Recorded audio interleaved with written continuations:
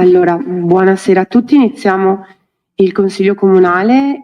Prima di tutto vi chiedo un minuto di silenzio in ricordo dell'assessore Gino Morosin che appunto ci ha lasciato la settimana scorsa.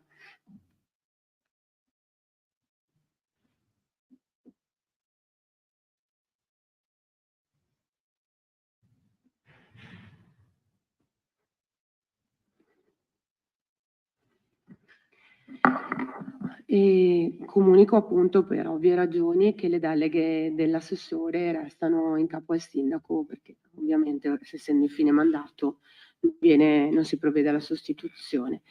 Do ora la parola al segretario per l'appello.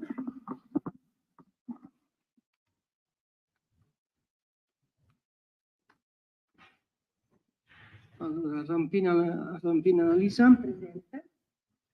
E Michelon Davide, Fabiano Renzo, Bertoni Giovanni, Basso Lisa, e Felegara Marco, è assente. Raccanello Luca, presente. Bortolazzo Franco, Guadagnini Massimo, Cuneo Nico, Ciccone Umberto, Morosino Antonio, è assente, e Torrisana Lice. Scrutatori, Raccanello Luca e Torrisana Lice.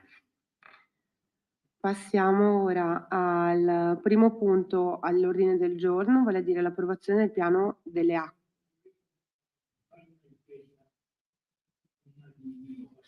Spento, aspetta, accendiamo il microfono. Sì. Prova l'altro.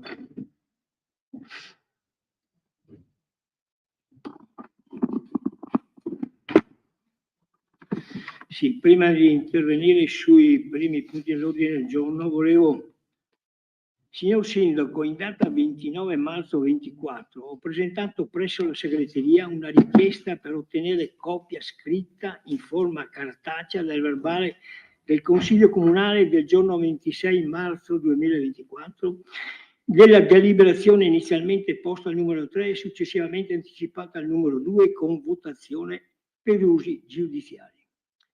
Venerdì scorso la segreteria mi riferisce che il segretario, visto il regolamento del Consiglio Comunale, non può rilasciarmi alcun documento presentandomi due ipotesi.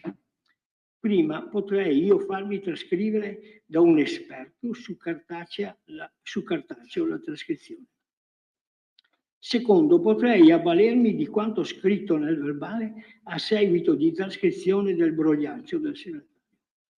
Voglio far presente che queste situazioni avvengono solo dopo che il sindaco ha accettato ed avallato la proposta del segretario comunale nell'approvazione del regolamento del Consiglio Comunale e non quanto sostenuta con forza dalle minoranze. Ha accettato la richiesta del segretario, funzionario nominato dal sindaco, e non la proposta dei consiglieri di minoranza, eletti dalla popolazione, che chiedevano il ripristino della norma già prevista dal precedente regolamento. Il sindaco ha ribadito che con questo sistema si sarebbero risparmiati i soldi per le trascrizioni. A mio avviso, e non solo, i nuovi articoli 63 e 64 del regolamento del Consiglio Comunale sono concettualmente sbagliati, pur essendo stati approvati anche da noi, come già ho avuto modo di dire durante la votazione del regolamento. Certo che questi nuovi articoli varranno a diminuire il lavoro del segretario. Numero 1. Nell'articolo 64 si prevede la rettifica e o integrazioni del verbale solo nel caso di mancata registrazione, ovvero del verbale trascritto, e nell'ipotesi residuale della seduta segretaria. Anzitutto nel verbale non si riportano solo gli interventi registrati, ma anche i presenti e le votazioni. Potrebbe capitare che nella verbalizzazione ci sia un errore, sia dell'uno che dell'altro fatto. Non si capisce perché limitare la richiesta di rettifica solo nell'ipotesi di mancato funzionamento del registratore, che costringe alla verbalizzazione il segretario anche degli interventi. Non si capisce poi che significato abbia limitare il diritto di chiedere la rettifica e o integrazione a 24 ore prima della seduta successiva. visto che è stata tolta l'approvazione dei verbali nella seduta successiva. A questo punto spererei che i prossimi consiglieri vorranno ripristinare l'approvazione dei verbali con la relativa trascrizione degli interventi, che ha una sua funzione diminutiva di contestazioni. Ma ritornando a noi, primo, faccio presente che chiedendo io copia che la trascrizione venga effettuata da un esperto esterno, non vi sarebbe la certezza del documento e per questo chiedo che la trascrizione venga fatta dall'amministrazione accollandogli pure anche i costi. Secondo caso sottopostomi è quello di avere copia del verbale conforme all'originale, trascritto dal brogliaccio del segretario. Ma dopo averlo letto posso solo dire che il segretario si è dimenticato di quanto è successo e di quanto ha detto il consigliere Bertoni nei miei confronti. Il consigliere Bertoni ha ripetutamente, con voce da distruggere il microfono, ha continuato a dire lei è matto.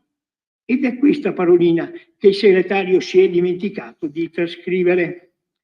Per cui chiedo copia della trascrizione effettuata dall'amministrazione per la veridicità di quanto è stato detto in quel contesto. Grazie. Allora, dopo do la parola al segretario. Torno a spiegare. No, non ho detto che non mi interessa. Non ho niente da dire, non ho detto che non mi interessa. Niente da dire. Non c'è idea, va bene. Non ho niente da rispondere. Sindaco mi chiedevano. Sì, ma io ho chiesto una copia. E gliela abbiamo data. Il verbale cartaceo le è stato dato e ha il file audio da cui No, un attimo, lei mi ha dato cioè mi ha fatto vedere che io non ho ritirato il verbale cartaceo, ma lei non ha scritto tutto quanto... Ma non stabilisce lei quello che devo scrivere io. Io ho ritenuto di verbalizzare in quel modo, in maniera sintetica, sì, anche e soprattutto in considerazione del fatto che al verbale è allegato un file audio che riporta integralmente tutto l'andamento della seduta. Vedi, segretario, io ho sentito un avvocato il quale mi ha detto che non può trasmettere un verbale audio in Procura della Repubblica. Certo. Tu dice che deve esserci un verbale scritto cartaceo. L'avvocato le ha detto quello che ha ritenuto opportuno dirle. Le garantisco che noi abbiamo già trasmesso, non nel comune di Pieve del Grappa, ma in altri comuni, in procura, la delibera con il file audio che evidentemente, di cui io evidentemente attestato l'autenticità. Tanto è vero che io lo firmo digitalmente. Il documento io lo firmo digitalmente. Va bene, ritornerò dall'avvocato, grazie.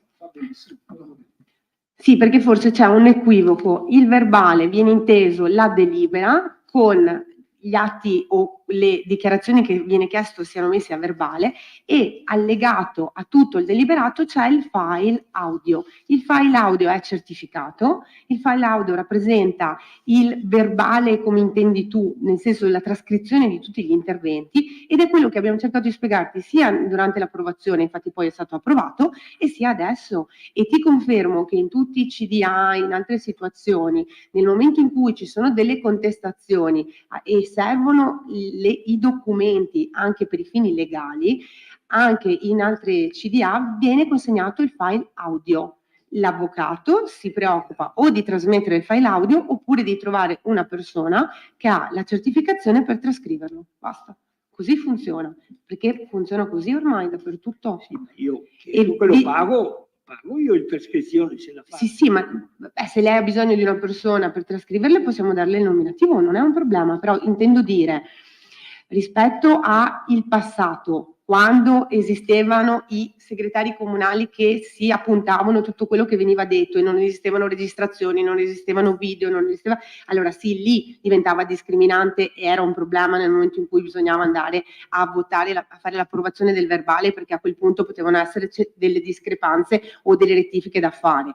In realtà oggi col file audio è tutto bloccato, congelato e utilizzabile in tutti i modi, non ci sono interpretazioni. Il consigliere Bertoni a cui faceva riferimento le ricava in maniera autentica dal file audio se le servono per uno scopo che ovviamente io non conosco, quindi non è che non riesce a ricavarle. Peraltro io nel verbale ho fatto riferimento solo alla discussione che c'è stata fra di voi consiglieri, non potendo peraltro neanche riportare per motivi, voglio dire, di correttezza, frasi che possono essere, potrebbero essere considerate non, diciamo, non, come dire, da non riportarsi, adesso non mi viene il termine. Scusate, ma vi rendete conto di cosa stiamo parlando? No, appunto lo dico io, sindaco. Allora, se non c'era nessun problema a trascrivere quella cosa là, l'uomo della strada si domanda: ma perché non è stato trascritto? Perché non vengono più trascritti? Perché ci sono i file audio che sono certificati e firmati digitalmente da segretario e sindaco. Bon, in ogni caso, io resto del parere che in questa sala certe cose dovrebbero assolutamente essere evitate, se non anche per dar luogo a discorsi di questa natura che, secondo me, non serve a nessuno. Passiamo allora al punto 1, vale a dire il piano comunale delle acque. Invito l'ingegner Cavallin a raggiungerci. Sindaco, mi scusi. Venga, ingegnere. Io ho mandato una email che richiama il verbale, cioè 2 articoli del regolamento del Consiglio Comunale, la quale dice all'articolo 46, comma 8, dice: tutti gli atti relativi agli argomenti iscritti all'ordine del giorno devono essere messi a disposizione dei consiglieri, se possibile entro la stessa giornata dell'avviso di convocazione, nel caso entro 5 giorni antecedenti la seduta, purché lavorativi. Le proposte sono inviate ai consiglieri con lo stesso mezzo dell'avviso di convocazione. In ogni caso sono depositate presso l'ufficio di segreteria, modalità quest'ultima che rende valida ed efficace la messa a disposizione dei documenti anche in caso di disfunzioni tecniche o telematiche, anche derivanti dalla eccessiva pesantezza del file. Punto 9. In caso di mancato rispetto del termine di cui al comma precedente, i consiglieri possono eccepire la tardività del deposito e chiedere il rinvio dell'argomento. Tuttavia, ove non fosse presentata alcuna eccezione, il Consiglio Comunale può validamente deliberare e ogni eventuale eccezione deve considerarsi tardivo. Ora io in data e ho ricevuto anche il protocollo del ricevimento di questo, ho detto che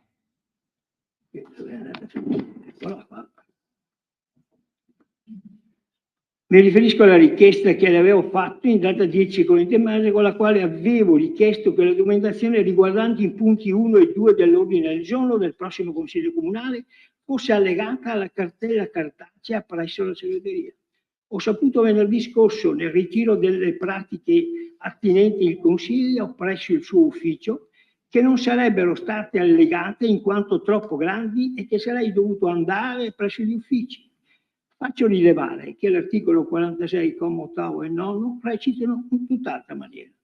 Ecco per cui chiedo con la presente che venga rispettato il regolamento per il funzionamento del Consiglio Comunale e che pertanto vengano rinviati i punti 1 e 2 della convocazione del Consiglio Comunale prevista per il giorno 16/4/2024.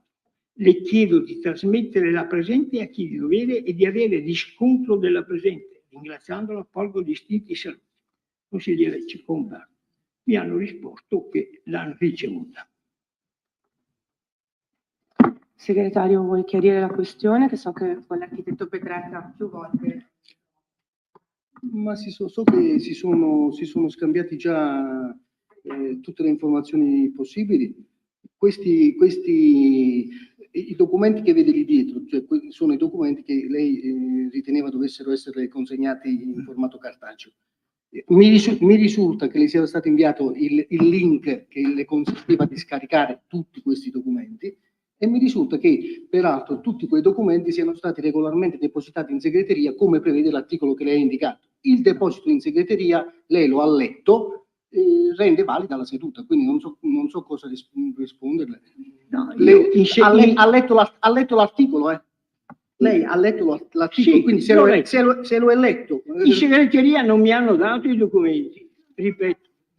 in segreteria O fallimeli vedere, non le c'erano. è stato detto che erano disponibili presso l'ufficio tecnico. Presso l'ufficio, Sono documenti il regolamento il regolamento parla chiaro e dice presso la segreteria, non dice presso altri uffici, che sia chiaro, segretario. Che dopo, a questo punto è bene che lo sappiate, va bene, possiamo anche dire che si può ritornare e far finta di niente, diciamo, però è bene che sappiate che c'è questo regolamento, certo, come c'è anche quell'altro, ma allora dovrebbe essere rispettato a questo punto, o no? O lei dice che perché sono là, sinceramente io non avevo capito che il suo problema fosse quello di non poter accedere al piano superiore del comune, perché la prossima volta darò disposizioni per far depositare fisicamente. Ma vede, mi ha risposto in una maniera che va pure a prenderti di là. C'è risposta e risposta di persone, caro segretario. Questo come le ha risposto io non lo so. Io le ho letto cosa mi hanno risposto.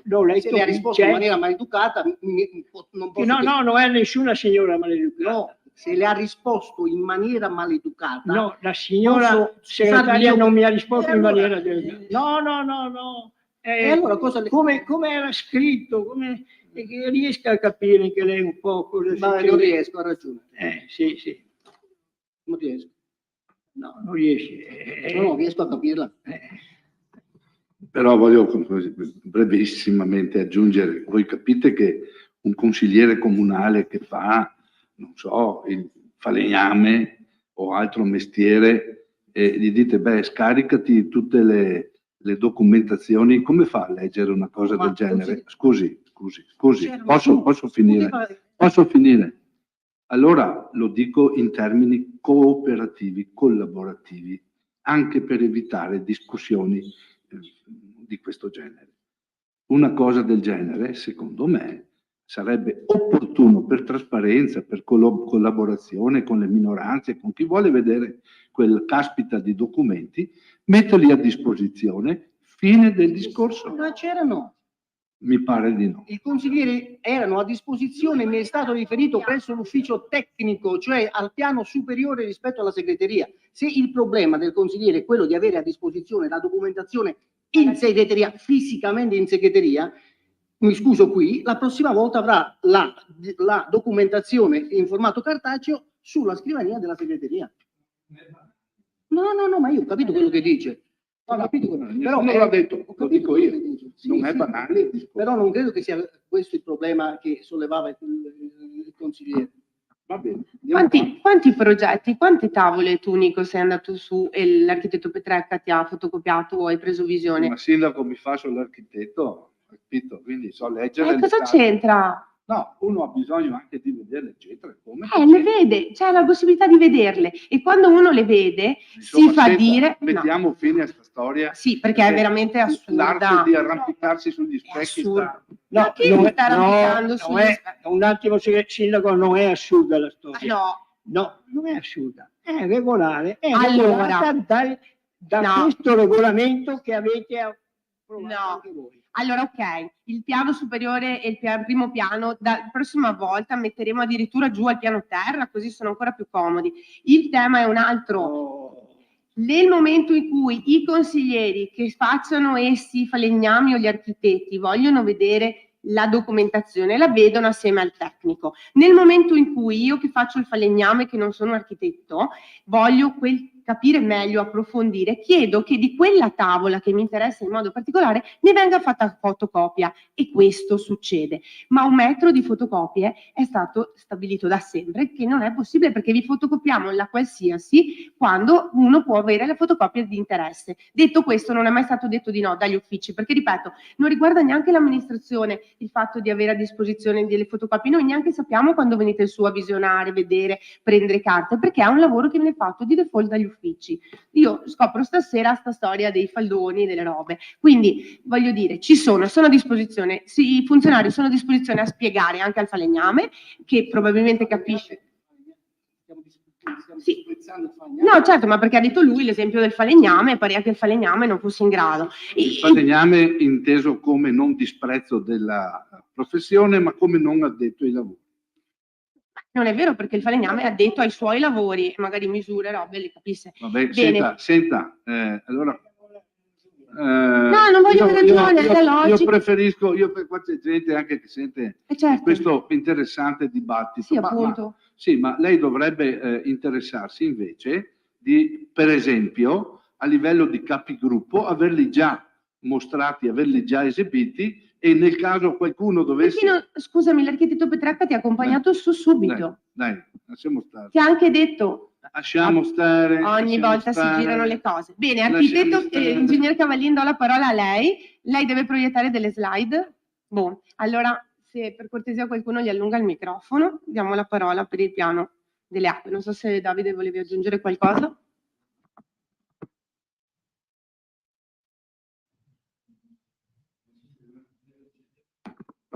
Buonasera a tutti. Niente, diciamo che il piano è stato controllato dal Consorzio di Bonifica Piave, il quale poi ha mandato, diciamo, alcune sue, un parere con delle prescrizioni che sono state poi inserite nella nuova versione del piano. Sono prescrizioni dal punto di vista, diciamo, alcune di tipo del regolamento, alcune precisazioni che il Consorzio ha voluto avere nei vari regolamenti, ha inserito poi alcune competenze amministrative, dal punto di vista grafico ha detto che alcuni tratti sono competenza sua, non sono competenza del genio, cose del genere, alcuni piccoli errori grafici, e dal punto di vista cartografico abbiamo inserito tutto il piano sulla base della cartografia regionale, però quella che viene usata dall'ufficio urbanistico, quindi con tutte quante le ultime opere realizzate all'interno del comune, in modo da renderlo più facilmente leggibile, insomma, in modo che così fosse più facile da vedere. Poi dal punto di vista in generale, quindi tutte le prescrizioni sono state inserite all'interno di questa seconda versione, con un'unica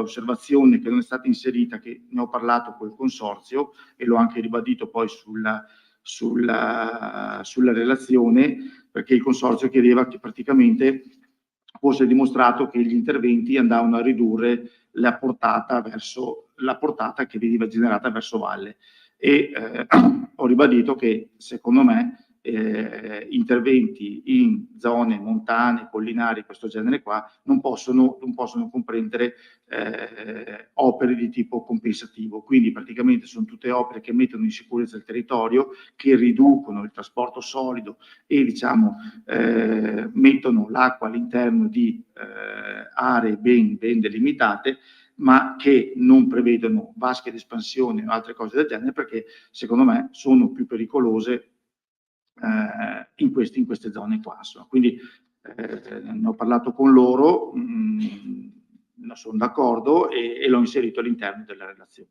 Per il resto invece tutti gli altri punti sono stati recepiti e inseriti all'interno della cartografia e dei regolamenti. Ecco, questo in sintesi.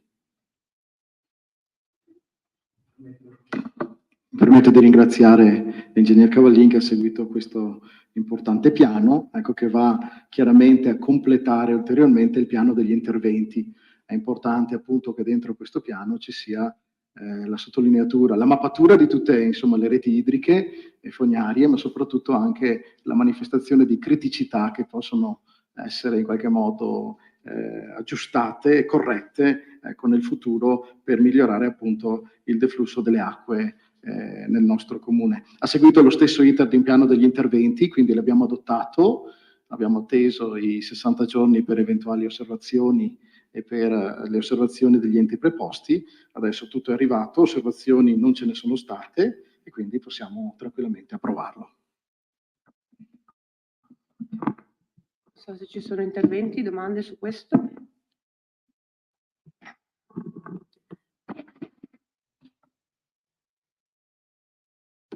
Quindi le osservazioni che lei ha elencato sono a integrazione e non vanno a modificare sostanzialmente il contenuto che avevamo visto l'altra volta. Diciamo, sono delle, diciamo, alcune sono delle integrazioni, altre sono, diciamo, delle piccole variazioni, però l'ossatura principale è quella del piano originale.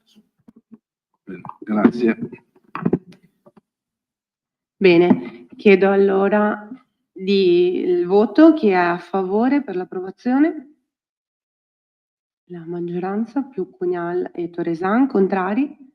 Astenuti? Ceccon. Votiamo perché sia immediatamente eseguibile. Chi è a favore? Gli stessi. Astenuti? Ceccon. Contrari? Nessuno. Grazie Ingegner Cavallin. Passiamo ora al secondo punto, vale a dire l'adozione della versione aggiornata del piano di riordino delle terre di uso civico appartenenti alla collettività di Crespano del Grappa in comune di Pieve del Grappa. Abbiamo con noi il dottor Giorgio Barzan, ci spostiamo avanti perché deve illustrarci il punto, che così magari finché lo spieghi lo vediamo a video e si capisce. Questa è una delibera che arriva dopo una serie di anche confronti con la regione, perché le terre di uso civico di Crespano negli anni, molti anni fa, avevano subito tutta una serie di cambiamenti di anche proprietà e avevano perso la destinazione prevista dall'uso civico. Quindi andando a riordinare tutto assieme appunto alla regione e dopo appunto diversi mesi, anche in attesa dell'ok da parte della regione, siamo arrivati a definire la situazione che vedrete. Quindi da questo momento le persone che si trovavano nei mappali interessati, che magari avevano l'abitazione eccetera, e che non avrebbero mai potuto rivenderla perché gravava appunto ancora l'uso civico sopra, andando ad approvare il piano andiamo a sgravarli dell'uso civico sopra appunto ai loro mappali, e si andrà poi in approvazione nel momento in cui sarà completato tutto l'iter di informazione e quant'altro. Ma do la parola al dottor Barzan.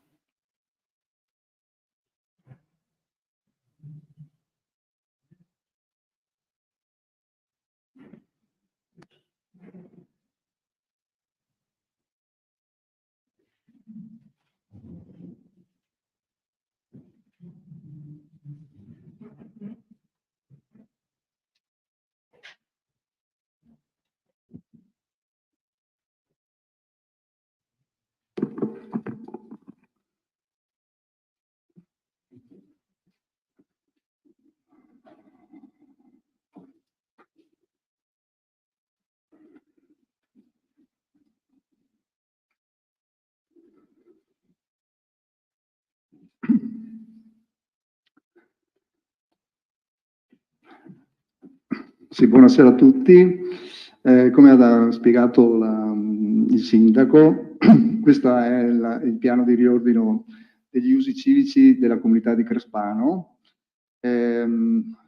Questo piano viene fatto perché è previsto comunque da una legge regionale del 94, la legge 31, che definisce che tutti i comuni al cui interno ci sono delle terre di uso civico avevano bisogno di fare un riordino per individuare, in quanto tutto è nato agli inizi del Novecento, capire com'è la situazione attuale e aggiornarla con le nuove esigenze. Praticamente, se facciamo un breve passaggio storico, diciamo che il tutto è nato nel 1927, quando il Regno d'Italia approva una legge con la quale definisce che entro 6 mesi bisognava definire se all'interno di un comune c'erano dei terreni di uso civico. Se nessuno si faceva avanti, sarebbero stati tolti questi usi civici. In quegli anni lì invece è sorto un comitato qui a Crespano che ha comunicato all'amministrazione comunale, successivamente quindi al Regno, l'esistenza di terre di uso civico a partire già dal 1600, a seguito di un decreto della Repubblica Veneta. Per cui questo piano va a verificare quanto deliberato successivamente nel 1943 da una sentenza del commissario Antonini, che è quello che ha definito e precisato quali erano i mappali all'interno del territorio dell'allora comune di Crespano, gravati di uso civico. Quindi questo studio che è stato fatto adesso, questo nuovo riordino, parte da questo elenco di 82 mappali che erano stati definiti dalla sentenza e verificando cosa era successo in tutti questi 80 anni, praticamente, perché anche se l'iter nostro è iniziato parecchi anni fa, speriamo si concluda adesso, dopo parecchi anni, insomma, sostanzialmente. Per cui il lavoro è stato abbastanza laborioso, nel senso che siamo partiti dalle carte dei catastali antichi, abbiamo sovrapposto i catastali attuali, si è verificato che mappali cascavano all'interno di questi mappali di uso civico e quindi siamo andati poi successivamente a verificare la destinazione che avevano, perché cosa fondamentale dell'uso civico è che sono terre gravate da uso civico, quelle che sono ad uso agro-silvopastorale, cioè quindi praticamente tutti i terreni che avevano questa destinazione d'uso sono gravati da questo uso civico. Nello studio quindi abbiamo fatto prima questa sovrapposizione per vedere i catastali attuali e siamo poi passati a verificare le intestazioni di questi terreni, nonché anche la destinazione attuale. Verificando quindi alcune terre che hanno mantenuto la destinazione, ad altre invece che hanno subito delle variazioni, sia nell'intestazione che nella qualità culturale esistente. Da ciò, qui adesso vi ho proiettato anche una tavola, che è la tavola in cui sono riportati le terre di uso civico nel loro insieme, dove vedete che la parte preponderante la fa la zona prealpina, dove ci sono i boschi e che hanno mantenuto quella destinazione. Volevo mostrarvi un po' questa tabella.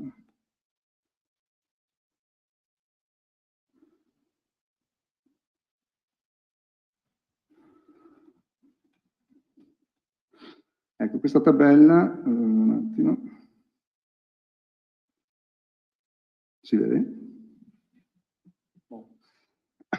Allora, vedete, nella prima riga, praticamente l'elaborazione di tutti questi dati presi porta a definire vari prospetti ed allegati. L'allegato D1 riporta le terre di uso civico sentenziate dal commissario Antonini. Vedete che sono circa 406 ettari, 4,78. Le righe sotto nel D2 è l'aggiornamento di quelle terre di uso civico iniziali, quanta superficie hanno adesso. Questo c'è una leggera discrepanza che è dovuta ad aumenti o variazioni di misurazioni catastali, per cui riportando il catasto attuale si ha una superficie leggermente superiore. Quindi tutta la superficie di uso civico nel suo complesso è di 406 ettari, 1478. La fase successiva è di vedere di questa ampia superficie come è attualmente destinata. Per cui la prima suddivisione è stata fatta in base alla qualità culturale, quindi se era mantenuta agro-silvopastorale e se era intestata catastalmente ancora al comune di Crespano, è nella tipologia T1, che sono praticamente quei terreni che hanno mantenuto la piena disponibilità del comune perché sono intestati al comune e sono ancora prevalentemente boscati. C'è poi la categoria T2 in cui sono stati riuniti tutti quei terreni marginali che sono ancora intestati al comune ma che sono localizzati lontani dall'area grande che avete visto prealpina, che sono magari dei residui che sono magari a margine di strade comunali e quindi che hanno perso la loro valenza, oppure addirittura che hanno cambiato proprio destinazione perché sono diventati o dei marciapiedi o da altre cose, insomma, non più con destinazione agro-silvopastorale.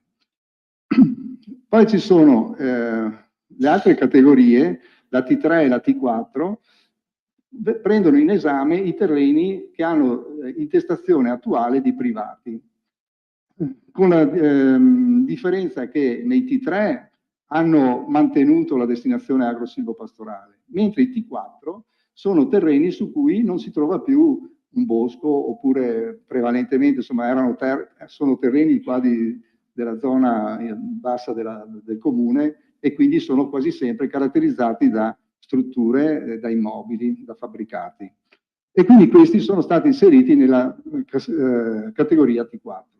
Poi ci sono i T9, che sono invece tutti quei terreni di uso civico che sono stati alienati perché del tempo o sono stati venduti dal comune, sì, in genere venduti dal comune, ma venduti in una maniera che seguiva le regole, nel senso che bisogna premettere che sia la legge, quella del 27, che la legge regionale del 94, prevedeva che se un comune vuole vendere un suo bene di uso civico, deve prima chiedere l'autorizzazione all'organo competente centrale, che prima era il Ministero dell'Agricoltura e delle Foreste, fino al 1977, e poi successivamente è diventata la Regione del Veneto con le loro strutture, attualmente con la direzione enti locali. Quindi la prima cosa da fare, questa superficie in cui l'uso civico è stato estinto, è stata regolarmente autorizzata prima e poi venduta. Si tratta prevalentemente di terreni che fanno capo al vivaio, dove c'è il vivaio regionale, tutte quelle zone dove c'era il vivaio regionale. Tutte le altre due categorie, invece, la T3 e la T4, sono quei beni che, pur avendo a monte un titolo anche legittimo di vendita da parte del comune a questi privati, non sono stati poi, questa vendita non è avvenuta con la preventiva autorizzazione da parte della Regione, e per cui la Regione li ha bloccati praticamente, nel senso che questi terreni sono ancora gravati dall'uso civico. Quindi praticamente è da sapere, insomma, che da qui in avanti, nel proseguo, dovremo sempre, prima di pensare di vendere un bene di uso civico, di quelli che saranno elencati nella T1, nella categoria T1, prima di vendere uno di quei beni là bisogna chiedere l'autorizzazione alla Regione, e anche bisogna chiederlo nel caso in cui si faccia un cambio di destinazione, o si costruisca dentro qualcosa, o si faccia qualcosa all'interno. Prima bisogna chiedere, viene autorizzato e poi si può procedere alla vendita. Allora, sostanzialmente, dopo una... sì, potrei rimettere quella di prima. Sì, allora, un attimo.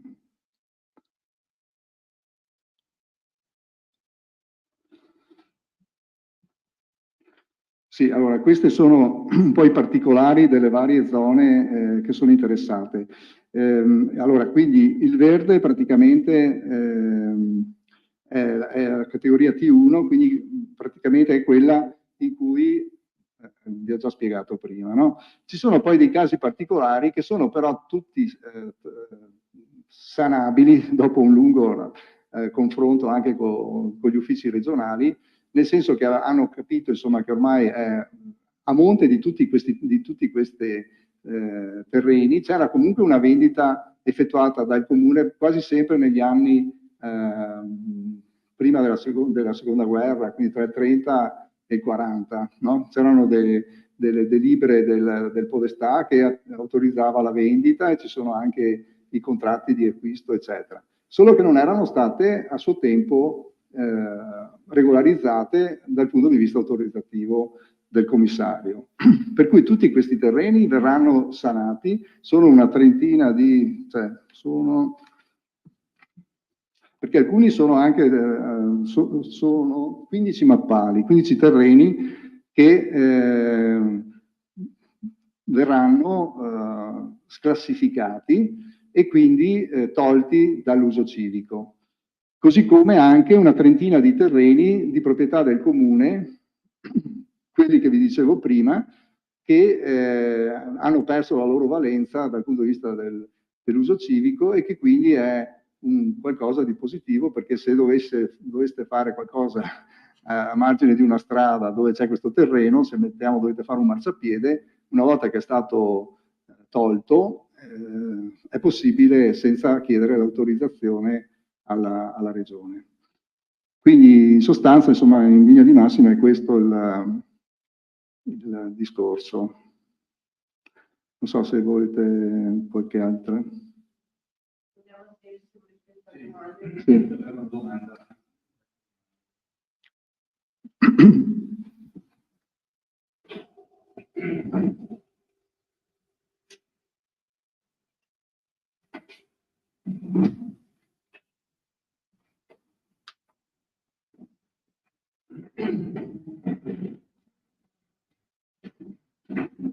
Sì.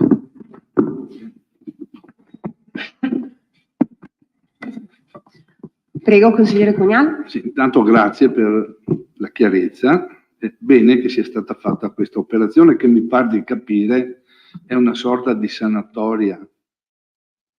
Diciamo che la Regione Veneto... Come? Sì, è una sanatoria, secondo me. Ma non c'è niente di male, voglio dire.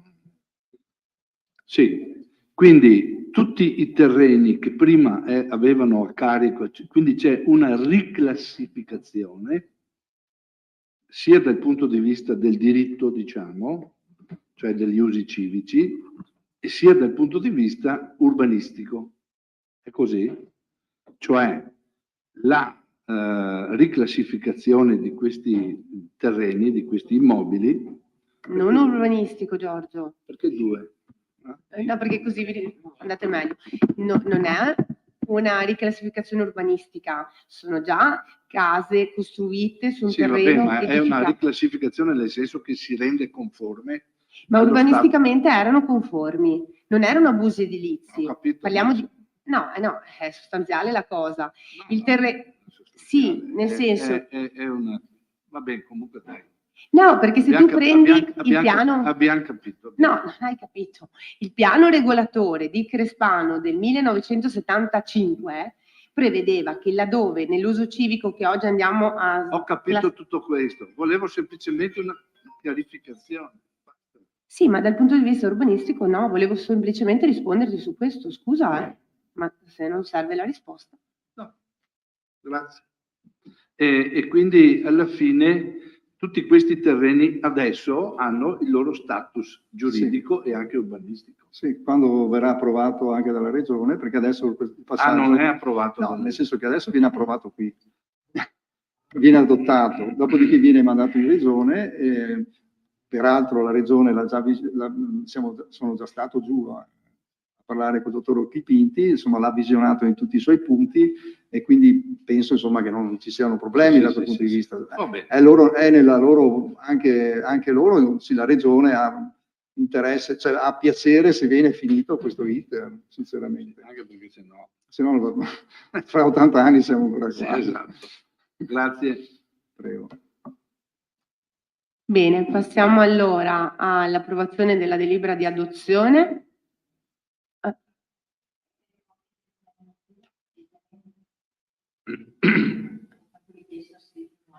No, vuoi averle? Sì, sono... Tra l'altro è tutto nei file nel WeTransfer dove potete scaricarle. Bene, passiamo allora all'approvazione. Chi è a favore? Tutti contrari, nessuno, astenuti, nessuno. Votiamo perché sia immediatamente eseguibile. Sì, chi è a favore? Tutti contrari, nessuno, astenuti, nessuno.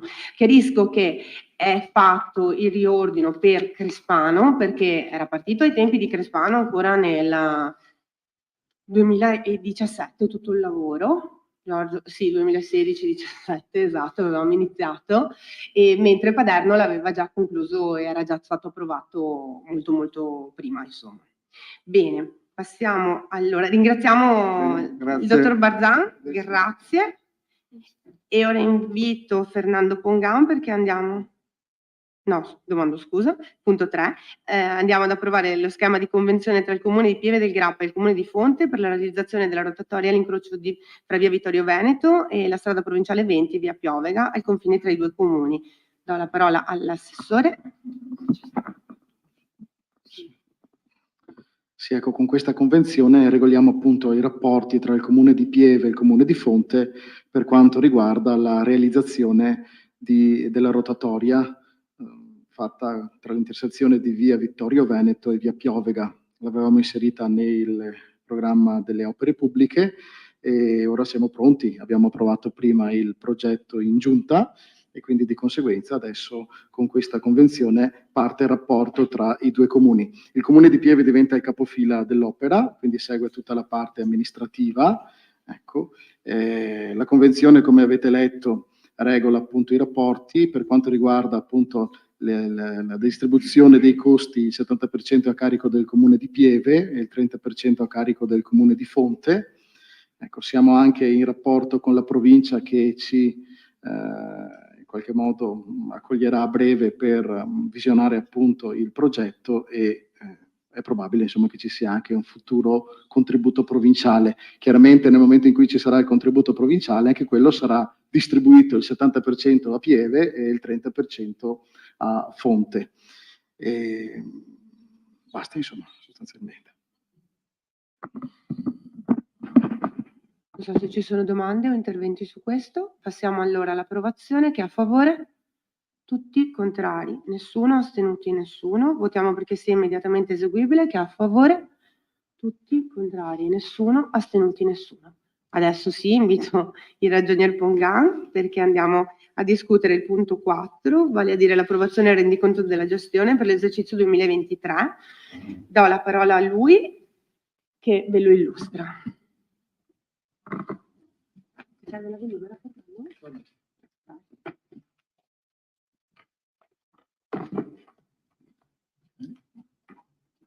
Buonasera a tutti. Allora, andiamo ad illustrare il rendiconto 2023, che è stato approvato, è stata approvata la relazione sulla gestione appunto relativa al 2023 con la Giunta Comunale numero 30 del 19 marzo. Il risultato di amministrazione per l'esercizio 2023 presenta un avanzo di 1.405.451,08, così suddiviso in avanzo accantonato, quindi con una determinata destinazione, 92.718,82, avanzo vincolato, quindi vincolato per vincoli di legge 53.572,38, destinato agli investimenti 420.294,73 e avanzo libero per 836.865,15. Il fondo di cassa all'1/1/2023 era di 7.360.422, al 31/12 6.190.133,73. Naturalmente il conto del comune e il conto del tesoriere comunale sono equivalenti. L'avanzo di amministrazione applicato nel 2023 ammonta a 741.034, di cui 15.000 per spese correnti e la rimanente quota per investimenti. L'avanzo non applicato è di 226.596.000. Equilibri di bilancio. Allora l'ente ha conseguito un risultato di competenza non negativo, con un risultato di competenza quindi generale, investimenti e corrente denominato sul codice di bilancio W1 di 1.076.332.035 e un equilibrio complessivo di 998.856,36, quindi al netto degli accantonamenti. Sulla gestione dei residui, quindi la verifica dei residui attivi e passivi, sono stati riaccertati maggiori residui attivi per 10.154, minori residui attivi, quindi insussistenti, per 1.357 euro. e minori residui passivi riaccertati per 93.726, quindi il saldo di gestione di residui è positiva per 102.522 euro. Fondo pluriennale vincolato. Allora, il fondo pluriennale vincolato quindi vuol dire spostare le risorse che avranno una destinazione, quindi un impegno di spesa nell'anno successivo, ammontano a 5.499.810,68, di cui per spese correnti 30.832, per spese in conto capitale per 5.468.977. Un altro dato importante sono i servizi a domanda individuale che presentano una copertura del 41,15%. Indicatore sulla tempestività dei pagamenti, quindi tutti gli enti locali secondo la direttiva CE devono pagare entro 30 giorni dalla data di ricevimento della fattura, salvo diversi accordi contrattuali con il fornitore. Comunque l'indicatore rappresentato anche sul sito dell'ente ha un segno meno 21,76, che vuol dire che il comune di Pieve del Grappa paga le fatture a 9 giorni. Fondo crediti di dubbia esigibilità ammonta a 79.524. Questo qua è stato eseguito secondo il metodo A dei principi contabili, che vuol dire media degli ultimi 5 anni dei residui attivi rapportati agli incassi. Spese per il personale, è stato rispettato naturalmente l'articolo 10 del comma 557 della legge finanziaria del 2006, ossia il costo della media del costo del personale della media 2011-2013 è superiore al costo sostenuto nel 2003. È stato rispettato anche il decreto ministeriale del 17 marzo sulla capacità assunzionale. Per quanto riguarda l'indebitamento, al 31/12/2023 il debito del Comune di Pieve ammonta a 3.428.581,80. Il rapporto tra gli interessi passivi di euro 38.726,77 con le entrate correnti relative al rendiconto 2021 che erano appunto di 5.249.534 è pari allo 0,76%. 10% è il limite stabilito dal testo unico. Quota capitale più quota interessi, anche questo è un dato interessante, relativi al 2023 ammontano a 294.754. I parametri, gli 8 parametri strutturali di deficitarietà sono tutti negativi, pertanto l'ente è strutturalmente non deficitario. Stato patrimoniale e conto economico, da rilevare che gli inventari sono stati aggiornati al 31/12/2023, che l'ente al 31/12 registra un patrimonio netto di 43.558.589 e quello dell'anno scorso era di 42.784.215. Registra inoltre un risultato economico di 605.505. Ecco, lo stato patrimoniale per gli enti locali sono dati dimostrativi. Allegato appunto al rendiconto c'è la relazione economico-patrimoniale, appunto approvata con la delibera di giunta numero 30. Il revisore dei conti con verbale in data 23 marzo 2024 ha espresso parere favorevole. Si rileva inoltre, vabbè, questo è scontato, che allegati alla proposta di delibera c'è tutta la documentazione prevista dall'articolo 11,4 del decreto legislativo 111 del 2011 e quella relativa all'articolo 227,5 del testo unico. Grazie Fernando, non so se ci sono domande o interventi. Prego consigliere Cugnal. Abbiamo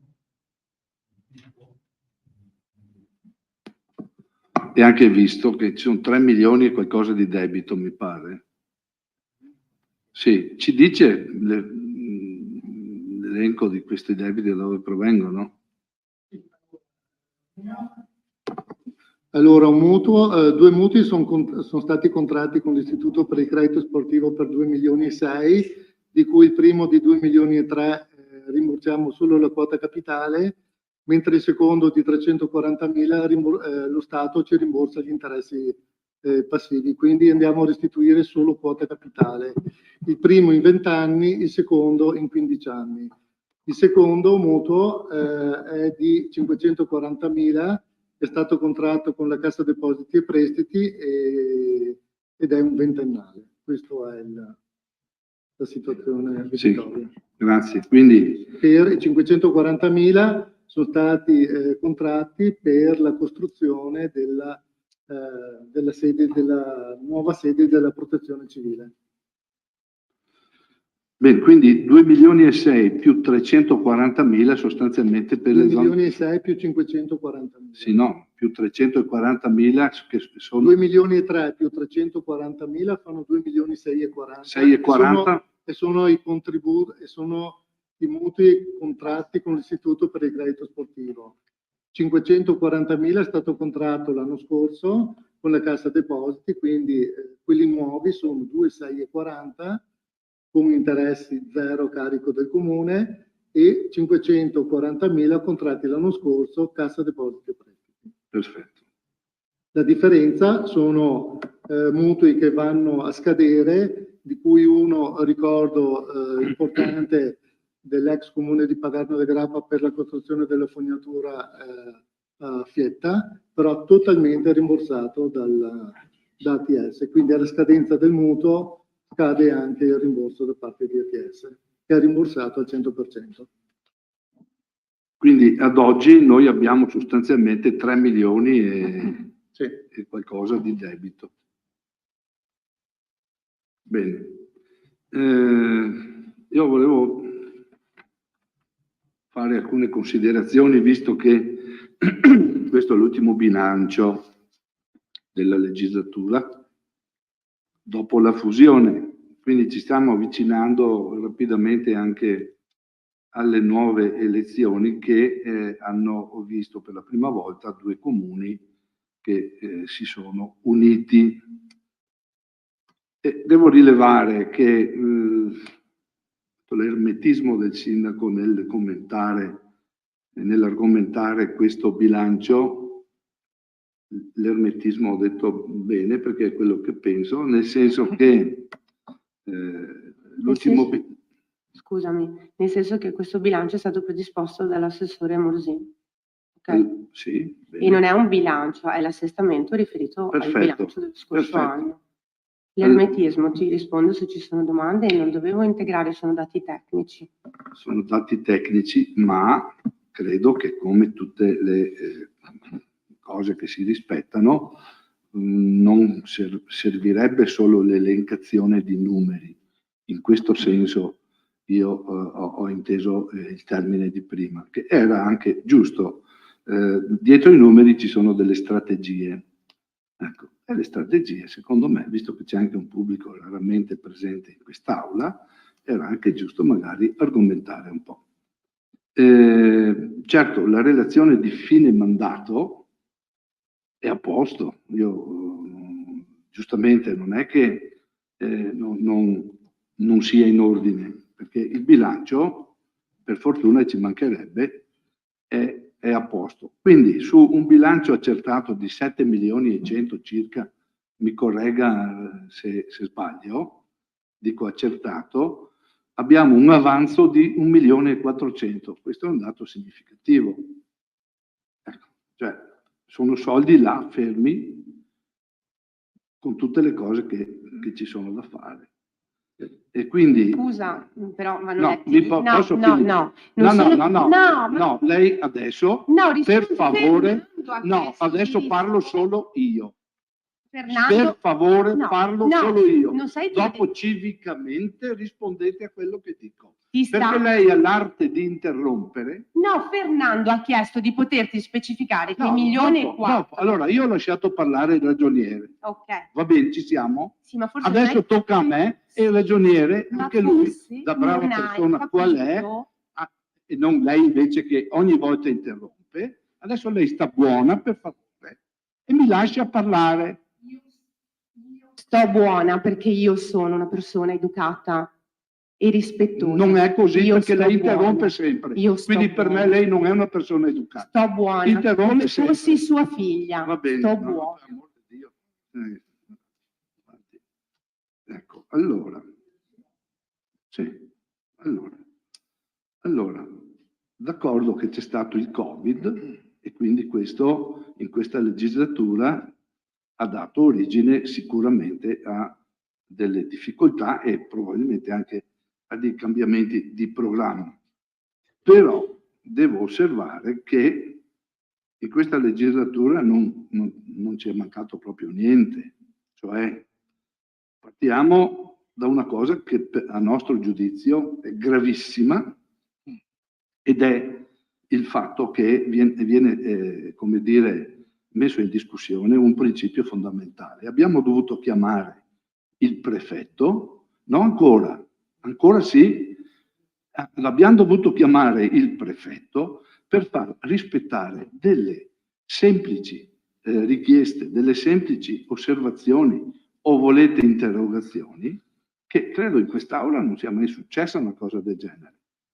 Poteva essere risposto tranquillamente, poi dopodiché ognuno ha la propria opinione, rispettabile, però che si venga a rifiutare in quest'Aula, uno dei principi di quest'Aula, ricordo, che è il luogo del confronto fra chi rappresenta certi cittadini e chi ne rappresenta altri.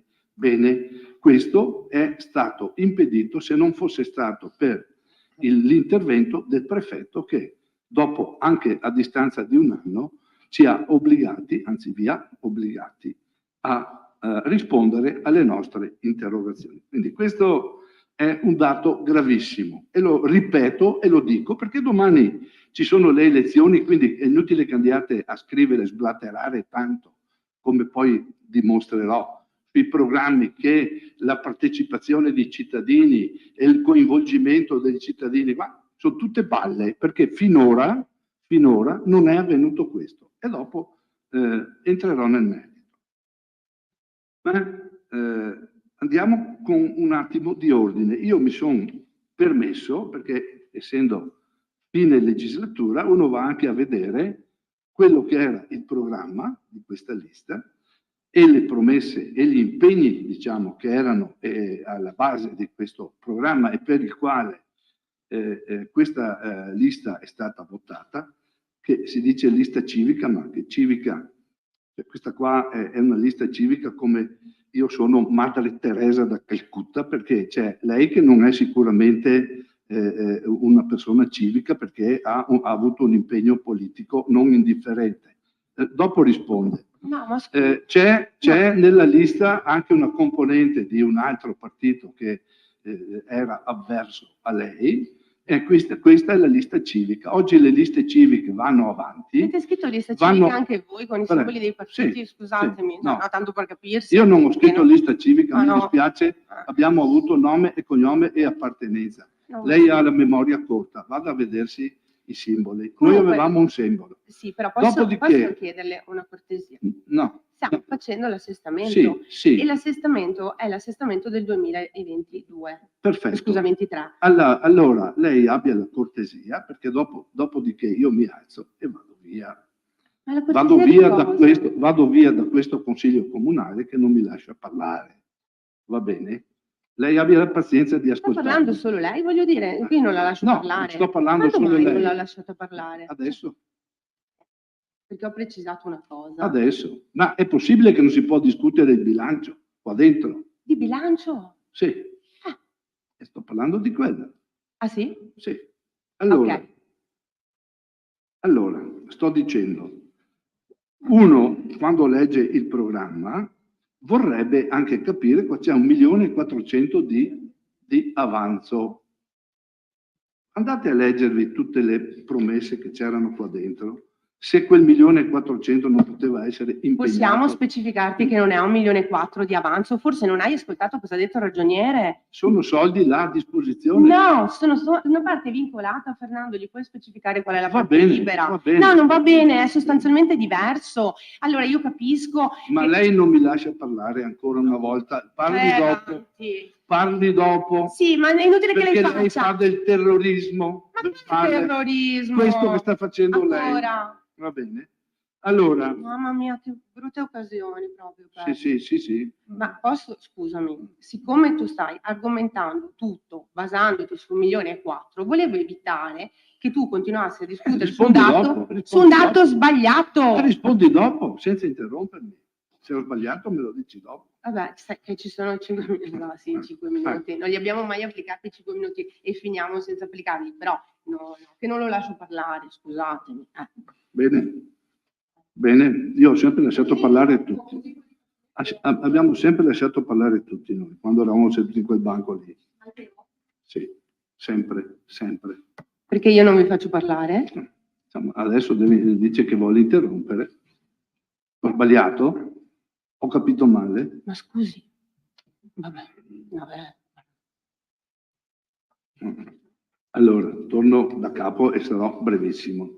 Va bene, sarò brevissimo. Qua c'è un elenco di tantissime cose che sono state assolutamente inevase. A titolo esemplificativo, per esempio, la protezione civile, qua è scritto entro l'anno sarebbe partita, siamo arrivati alla fine e abbiamo fatto una sede della protezione civile in mezzo agli allevamenti, mentre noi avevamo proposto una cosa un pochino più dignitosa. Vedo qua, troveremo una formula per rilanciare il lunedì della musica a proposito di cultura, mi pare di non aver visto niente. Abbiamo fatto un intervento sugli impianti sportivi, va bene, non mi pare fosse previsto di fare quell'intervento lì che ci costa 2.300.000 di debito. Qua è scritto che c'era da istituire, leggo il programma, istituiremo un tavolo di consultazione con tutte le, per effettuare, individuerà gli interventi da effettuare sulle strutture di Pieve del Grappa e le necessità di ogni singola associazione. Sì, dove? Dice lei. Intendiamo istituire uno specifico assessorato per il decoro urbano che avrà la funzione specifica di raccogliere le istanze dei cittadini in merito a episodi di maleducazione e poco rispetto per il nostro territorio. Dov'è questo assessorato? Sì, l'assessorato cosa ha fatto? Andate a vedere il comune com'è ridotto. È colpa dell'assessore e l'assessore probabilmente riceve anche degli input dal sindaco. Ho sentito. Probabilmente l'assessore aveva anche in mente di farlo. È necessario l'analisi del PATI del piano regolatore e questo è scritto alla fine, interventi che possano dettare lo sviluppo del paese nei prossimi 5 anni. E siamo arrivati alla fine dei 5 anni, non prima. E allora che sviluppo avete dettato se arrivate dopo 5 anni? Incentivi per il recupero dei fabbricati, mai visto niente. Installazioni di postazioni videosorveglianza nel territorio collegati alle stazioni operative, fatti adesso. Il tabellone informativo. Allora, a me risulta da atti che il tabellone informativo è stato messo lì quasi poco prima delle elezioni a noleggio. Comodato d'uso, benissimo. Comodato d'uso. Dopodiché, finito il comodato d'uso, il tabellone è stato divelto, portato via e non c'è più nessuna informazione. Tutti i comuni, anche i più piccoli, hanno un bel tabellone dove si dice domani c'è consiglio comunale, attenti che domani ci sarà questo evento e c'è qua niente. Questa è la comunicazione. Concludo. Allora, Per me questo è l'ultimo consiglio comunale che mi vede impegnato in questi banchi. Io non so, ho cercato come tutti di portare il proprio contributo nella misura in cui dalla posizione di minoranza potevamo portare. Nel corso di questa legislatura comunque sono avvenuti quegli episodi di cui parlavo prima. Non abbiamo, secondo il mio punto di vista, ma non secondo il mio punto di vista solo, raggiunto tanti obiettivi importanti del Paese che erano stati messi con tanta enfasi nel programma. Non vedo che vi sia una volontà di informare compiutamente, almeno fino adesso, tutto ciò che è stato fatto. Tante volte ci siamo trovati con dei progetti a scatola chiusa. Abbiamo fatto 2 o 3 riunioni, credo, non di più, per il piano regolatore, per il piano di interventi che avrebbe meritato non solo delle ulteriori riunioni di approfondimento, ma dovrebbe anche essere stato presentato preventivamente alla popolazione, così come altri progetti, tipo il progetto degli impianti sportivi, tipo quello delle botteghe. Abbiamo un centro che, insomma, basta guardarci intorno, sembra un quadro di De Chirico, ci sono ombre notturne e basta, non altre ombre. Quindi io intanto ringrazio tutti, in ogni caso, tutti gli amministratori che si sono impegnati. Io esprimo con grande rammarico una impressione molto, e non è impressione, certezza negativa, in quanto l'amministrazione non ha saputo organizzare e dare seguito alle promesse e ai programmi più importanti, spesse volte ignorando anche il contributo operativo e collaborativo della minoranza. Quindi io ho espresso la mia opinione in questo momento, non saprei dove poterlo esprimere altrimenti.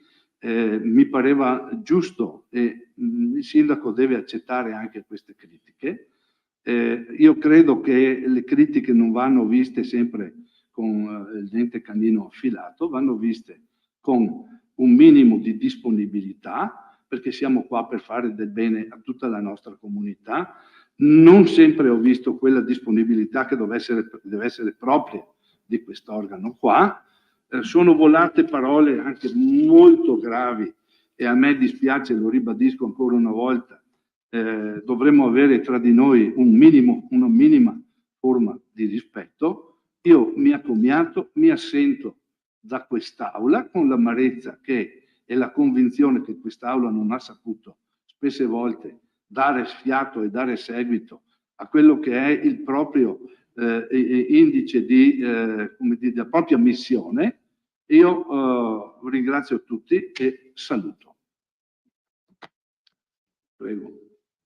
Deve dire qualcosa. No, precisiamo sui numeri quanto è vincolato, perché in opere pubbliche che devono essere realizzate e quanto invece resta libero, in modo da spiegare che non resta lì 1,4 milioni che non è stato speso, ma ci sono già degli impegni su quei 1,4 milioni. Ovvio che resta una parte libera per Fernando, sì, prossima amministrazione. Il 1,4 milioni proviene da avanzo non applicato nella gestione precedente per 226.000. La gestione dei residui che prima avevamo detto che era positiva per 102.000. Abbiamo un avanzo accantonato relativo al fondo crediti di dubbia esigibilità di 92.718. Abbiamo un avanzo vincolato relativo a entrate relativi a trasferimenti statali che hanno una destinazione per legge, quindi non siamo riusciti a spenderli, ad assegnarli nel 2023 e quindi abbiamo dovuto reimputarli nel 2024 sotto forma di avanzo vincolato e è stata fatta poi una variazione con una determina perché è previsto dalla normativa vigente e questi fondi erano relativi ai contributi per le scuole materne paritarie, i cui fondi sono arrivati alla fine di novembre. Un avanzo destinato dagli investimenti per 422.000, che è relativo a economie su quadri economici, quindi somme a disposizione che non sono state spese, e maggiori entrate provenienti dal titolo quarto, ossia dagli investimenti. Una parte naturalmente del libero, dell'avanzo libero, proviene dalle maggiori entrate, delle entrate correnti, per esempio adesso mi viene in mente l'IMU, e minori costi della gestione corrente. Quindi è un avanzo di amministrazione, il conteggio è complesso, non è un mero stanziamento di bilancio non speso perché non si è potuti impegnarli. È una somma, una sottrazione di varie operazioni che hanno portato a questo risultato. Grazie. E buonasera. Vai via? Ma perché hai impegni o perché... Ah, ok. Perfetto. Bene. Passiamo, non so se ci sono altre domande. Consigliere Cecconi. I numeri, li guardiamo i numeri, sia? No, almeno che parliamo dei numeri. No, i numeri li ho già visti. Per quello dico. Li ho già visti, sì, 836.000 disponibili, i 422.000 che fanno 1.400.000, li ho già visti, ma io non parlo dei numeri questa sera, parlo di altre cose, perché credo che dire una cosa ovvia, e cioè che 2 più 2 fa 4, ma nell'amministrazione di qualsiasi attività e in particolar modo nella cosa pubblica dobbiamo chiederci qual è la composizione di quel 2, sia per quanto riguarda gli effetti economici, sia per quanto riguarda il risultato delle promesse fatte e sia per quanto riguarda la gestione dell'amministrazione tutta. La rendicontazione assume particolare importanza nell'ambito della governance degli enti locali e delle responsabilità politiche e amministrative e richiede in modo esaustivo e comprensibile del corretto utilizzo delle risorse e della produzione dei risultati in linea con gli scopi istituzionali. In altre parole, le risposte politiche dell'ente hanno anche natura tecnocratica, ma il cittadino ha diritto all'informazione fatta in maniera comprensibile in modo da costituire un contropotere all'autolegittimazione dell'apparato politico burocratico. E per quanto riguarda l'informazione, l'amministrazione dovrebbe coinvolgere i cittadini nelle iniziative da assumere e fornire notizie circa le proposte fatte. Ma purtroppo dobbiamo vedere che questa amministrazione ha deluso i cittadini nel non coinvolgerli nelle scelte di quasi tutte le attività e nel non fornire notizie su molti campi e quindi anche nello sperpero di risorse economiche e umane. Vediamo qui quindi alcuni casi. È interessante la metamorfosi del piano dei lavori pubblici riguardante le botteghe comunali della piazza. In data 29/12/2020, cioè 4 anni fa, 3 rotti, da una determina viene dato l'incarico professionale per la redazione di un progetto definitivo ed esecutivo per restauro di una porzione alla est specificato per euro 23.099,68 all'architetto Bernardi. Successivamente, con un'ulteriore determina, viene dato l'incarico professionale di redazione dello studio di fattibilità per il restauro o riuso delle botteghe comunali in piazza San Marco per un compenso di euro 5.200 all'architetto Cito. Ma mi volete voi dire se sia corretto che prima di effettuare uno studio per tutto il complesso sia logico dare gli incarichi per la redazione di una parte del progetto? E in più è da considerare poi che esisteva e non è mai stato preso in considerazione un progetto fatto anni precedenti. Solo dopo un anno, nella riunione di giunta dell'ottobre 21, viene fatta la presa d'atto per l'approvazione in linea tecnica dello studio di fattibilità per il restauro e il riuso delle botteghe comunali e del caffè Canova. Nel frattempo era già stata data un incarico professionale per fare un progetto. Quindi nei vari elenchi delle opere pubbliche vediamo nel 2021 adeguamento alla estera delle botteghe, 350.000 euro. Sempre nel 21 lavori di manutenzione straordinaria, euro 300.000. Nel 22 lavori botteghe ala ovest, 980.000. Però nel luglio del 22 il DUP dice lavori non realizzati nel 2021, botteghe comunali, per euro 650.000, cioè i famosi 350 più 300.000 sono là fermi. Quindi lavori pubblici, questo sempre nel luglio del 22, per lavori del 23 alla est, allora si dice più caffè Canova, per 1.020.000. Sempre nel DUP del 22, lavori per il 2024 alla ovest 980.000. Dobbiamo a questo punto sapere che a tutt'oggi i lavori per le botteghe non sono mai stati iniziati e nelle opere pubbliche previste anche nell'ultimo piano del 26 marzo 24 non è più previsto nulla. Però fino ad ora abbiamo speso circa 30.000 euro di progetti senza calcolare quelli del passato.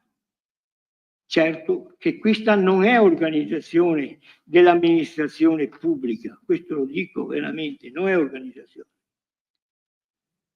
In data 18/7/2023, a seguito di una nostra mozione avente ad oggetto istituzioni di sussidi comunali a fondo perduto per l'installazione di pannelli fotovoltaici, lei, signor Sindaco, ci ha fatto tutto un discorso che non sto qui a leggere, ma del quale riporto alcuni punti.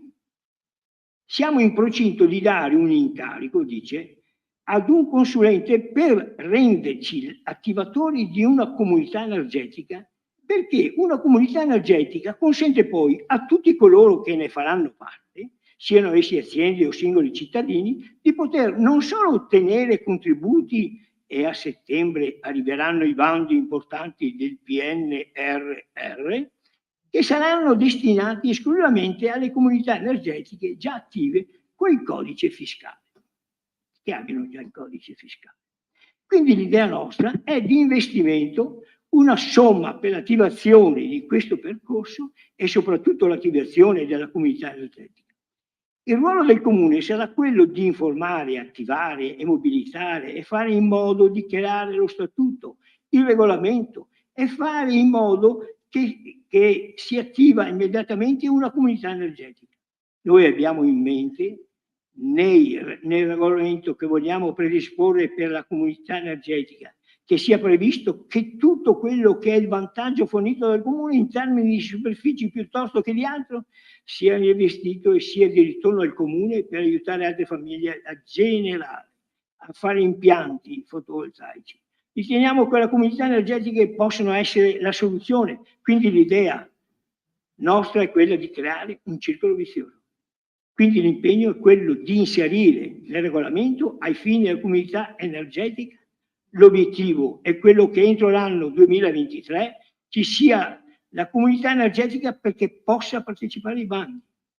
Eravamo a luglio del 23 e stiamo ancora aspettando il regolamento. Sempre per quanto riguarda la mozione... no, scusa che chiariamo un attimo punto per punto perché sennò poi alla fine... Scusi se la interrompo. Il decreto attuativo del gestore servizi energetici che disciplina le comunità energetiche è uscito la settimana scorsa.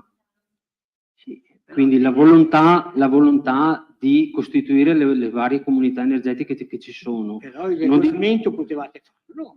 No. Come no? No, perché il regolamento viene fatto su base del decreto. Se il decreto è venuto fuori la settimana scorsa, lei fa bene a portare le istanze, però le chiedo precisione. in queste cose. Quello che è venuto fuori settimana scorsa. No, non lei l'ho mai lasci, saputo. lasci stare quello che è venuto fuori. Io le sto parlando di decreti dello Stato.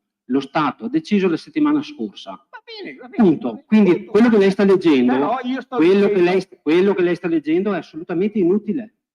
Perché il decreto quello che ha è detto il uscito sindaco. la settimana scorsa. Io Il sindaco sto- lo sa quello che ha detto, è inutile che glielo ripeta. Scusi, non posso ripeterlo. Ma perché deve ripeterlo? È inutile che lo ripeta. Perché dico che quello Lei che ha si detto- basa su informazioni No, vecchie. io Vecchie. Lei no, si basa su informazioni vecchie. fatte dal sindaco nel luglio Sono, 2023. sono Sì, informazioni va bene, obsolete. va bene. Però Per- le promesse fatte in quel momento c'erano. Era detto che sarebbe stato in settembre.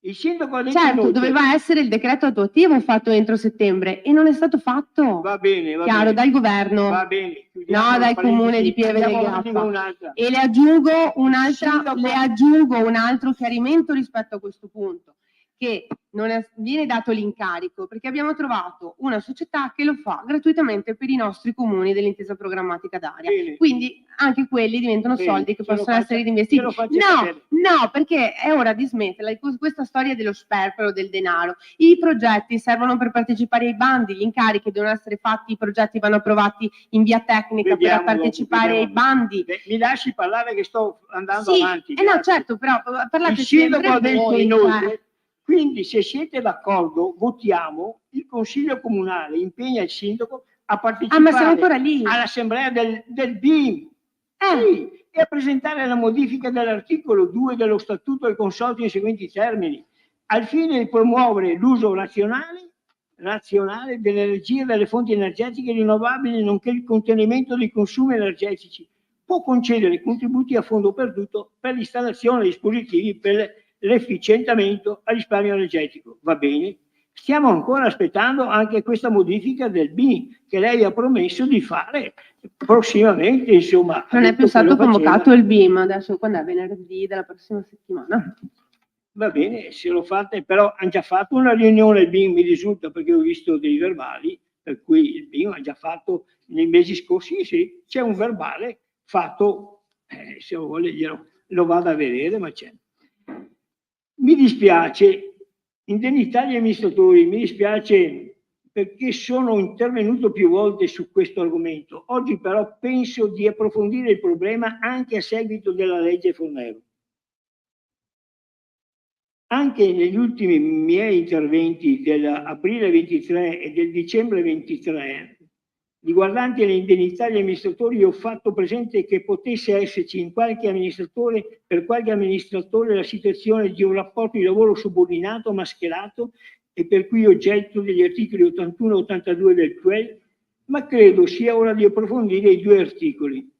Articolo 82 dice: il decreto di cui al comma 8 del presente articolo determina una indennità di funzione per limiti fissati dal presente articolo, per sindaco, presidente della provincia, nonché per i componenti esecutivi dei comuni. Tale indennità è dimezzata per i lavoratori dipendenti che non abbiano richiesto l'aspettativa.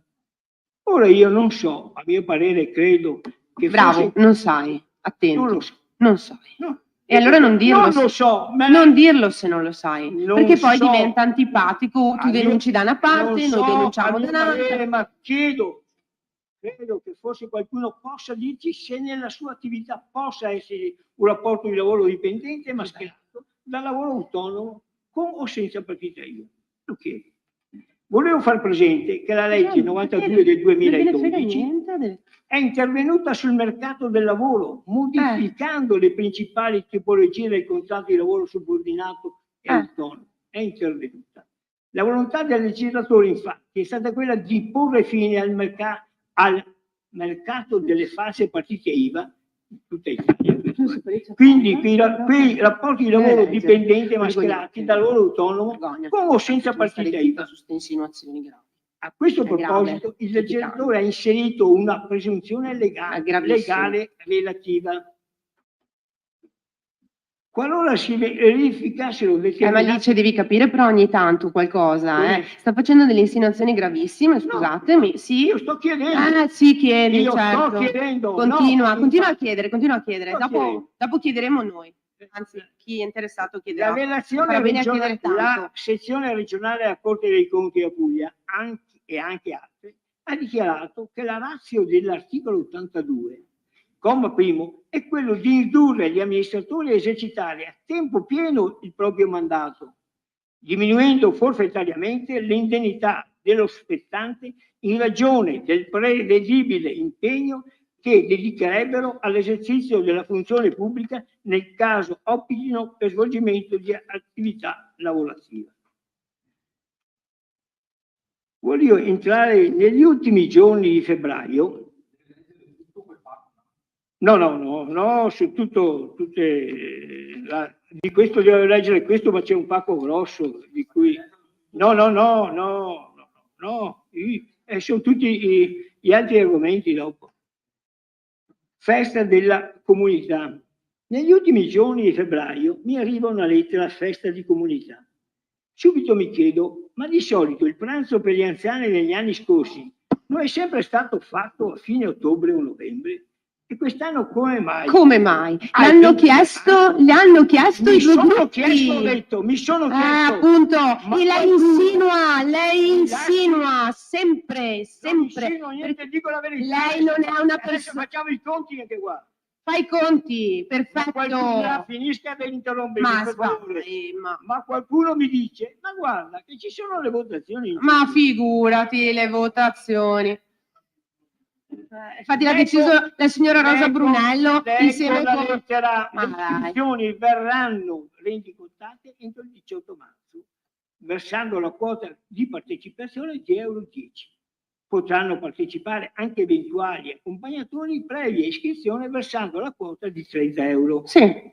Si vede allora che il pranzo costa €30 e l'amministrazione per gli anziani ne rimette 20, mentre gli accompagnatori si pagano più di €30. Come del resto ha sempre fatto qualsiasi amministrazione, la mia, quella di Giovanni, quella di Cunial, è sempre stato fatto così, dai. Io ho detto, €20 è giusto, è sempre stato fatto, giusto? È sempre stato pagato, lotterie, o non sbaglio? Quando poi leggo una determina del 19 marzo 24, scopro che gli ultra del 65 anni sono 1480. Certo. E che la cifra concordata con la ditta è di €33.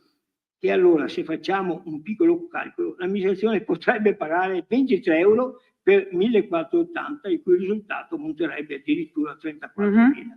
Una bella cifra se partecipassero tutti. Però, dalla lettura della determina, l'amministrazione suppone che i partecipanti possono essere circa 250. Non è l'amministrazione che scrive le determine. Chi scrive le determine? Però non è l'incarico è dato dal signor. No, l'incarico, ma la determina dove si suppone, si dice. Va bene, si suppone.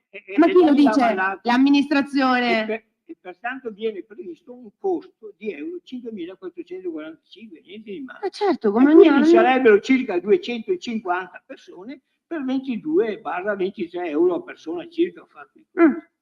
Però nella successiva determina del 26 marzo si dice, appurato che alla festa hanno partecipato 210 persone, preso atto che la spesa relativa al servizio di catering risulta complessivamente di €6.930, IVA inclusa, ritenuto necessario procedere ad integrare per un importo di 1.485 l'impegno assunto con atto del 20, eccetera,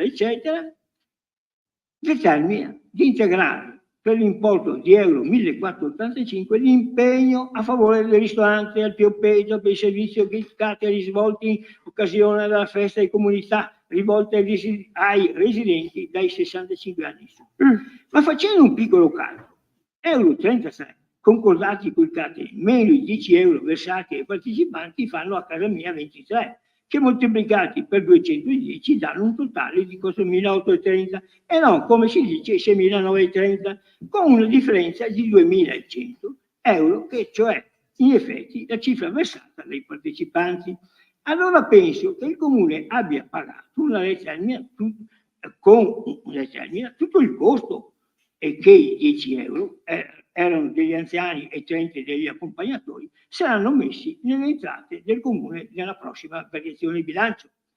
Ma nella variazione di bilancio, che sarà discussa nel punto successivo, oppure controllato voce per voce, ma non risulta nulla. E quindi che fine hanno fatto quei 2.100 o forse qualcosa in più, perché gli accompagnatori pagavano 30 e non 10 euro? Ma allora chi li ha mangiati questi 2.100 euro? Non lo so.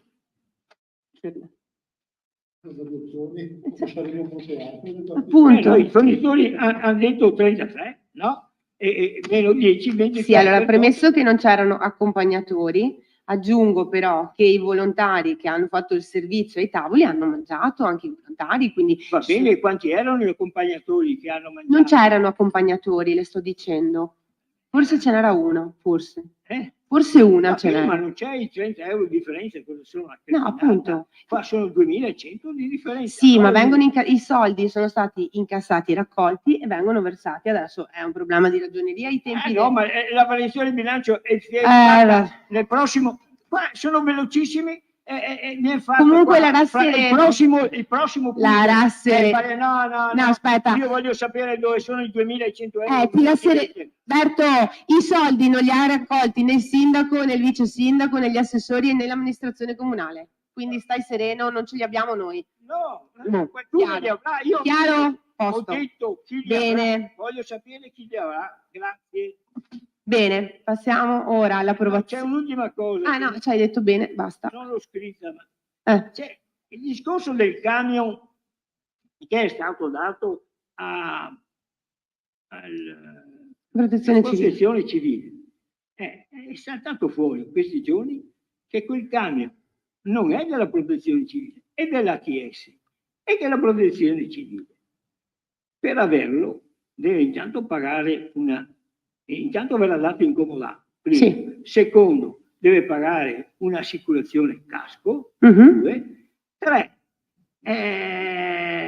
Loro hanno quel camion per trasportare l'acqua da qua in montagna, mi sembra aver capito. Questa era l'intenzione di ATS, sì. Sì, quindi. Non è una cosa che ha fatto l'amministrazione, Come? Questi sono accordi direttamente con ATS. Sì, ma è stata fatta tutta una festa per dire che il camion è della organizzata civile, invece vengo no, me l'ha detto sì, uno della protezione civile. Ma è stata organizzata da ATS la consegna del camion, non l'abbiamo organizzata noi. Non so, io non c'ero. Chiedete alla chiede alla Tecla Zammonera che ve lo conferma, cioè non abbiamo organizzato noi la consegna del camion, noi abbiamo messo a disposizione gli spazi per fare la consegna. E ringraziamo per quello che è stato fatto, ma gli accordi sono tra ATS e l'AVAV. Sembrava però che fosse tutto diverso il discorso. No, io che l'avessero acquistato per darlo in comodato d'uso alla protezione civile, questo io lo sapevo. Poi, onestamente, quel giorno, scusi, era sabato mattina, era un sabato un po' particolare per noi, io non ho ascoltato per filo e per segno quello che ha detto il presidente. È stata la consegna delle chiavi, c'è il simbolo di ATS, però non è stata la donazione, sapevo che non era una donazione del camion, come invece è stato fatto ma anche la comunità montana ha fatto un comodato d'uso. Bene, passiamo allora all'approvazione. Chi è a favore? La maggioranza. Contrari? Astenuti? Ceccone e Toresan. Votiamo perché sia immediatamente eseguibile. Chi è a favore? Sì, sono in 2. Astenuti? 2. Contrari? Nessuno. Passiamo ora punto 5, prima variazione di bilancio di previsione. Do la parola al ragionier Fernando. Sì, prima variazione al bilancio di previsione 2024-2026. Penso che ce ne saranno altre anche da qua a fine anno. Quindi... Allora, l'importanza di questa variazione è appunto l'applicazione di avanzo di amministrazione per 255.975 per investimenti e l'accertamento di un contributo dello Stato per efficientamento energetico di 70.000 euro, che andrà a finanziare l'efficientamento energetico del bus spogliatoio in via Asolana, e il contributo da parte del Comune di Fonte per la realizzazione della rotatoria in via Piovega per 75.000 euro nel 2024 e 75.000 euro nel 2025, perché l'investimento è pluriennale, a fronte della spesa di 500.000, quindi 350 a carico del Comune di Pieve del Grappa, 150 a carico del Comune di Fonte. Un contributo a VEPA di 119.654 per la manutenzione straordinaria delle piazzole, strada, montagna e delle fontanelle, e a questo va aggiunto un contributo straordinario da parte di privati per l'importo di 55.252 a fronte di un costo complessivo di 190.000. E infine un contributo regionale per giochi area Campestrin, per l'importo di 50.000 a fronte di un costo complessivo di 70.000. Ecco, tutte naturalmente le differenze tra contributi e investimenti sono finanziate con l'avanzo di amministrazione pari a 255.000. Dopodiché è stato inoltre fatta una ricognizione di tutti i capitoli delle entrate e uscite, e sono stati appunto posti degli storni o registrati dei maggiori stanziamenti per quanto riguarda le entrate.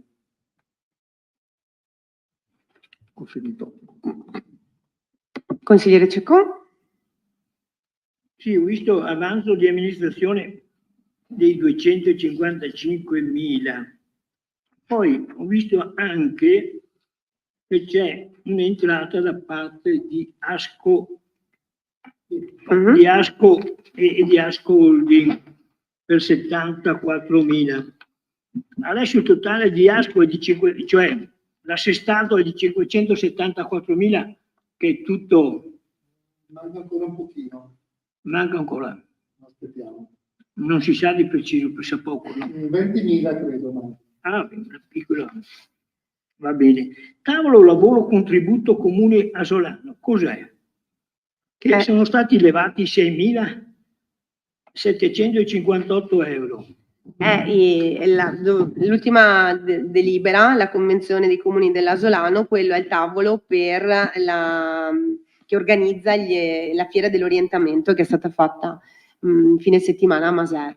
Quindi sono stati tolti 6.000 perché c'è stato un contributo di un istituto bancario e si è speso meno, insomma. Però sono soldi che vengono pagati da tutti i comuni. Dovuti a una... Va bene. E la sponsorizzazione evento Fiera dell'Orientamento, cos'è? Quella è l'uscita. Come? Quella è sempre la fiera. È il contributo che è arrivato. Ok, è il contributo che è arrivato. La sponsorizzazione dell'istituto. Dell'istituto bancario. Sempre dell'istituto. Hai capito? È stata banca, Terre Venete, ex BCC. Terre Venete. E va bene, gli utili. Io ho visto il trasferimento, altro comune, va bene, il tavolo.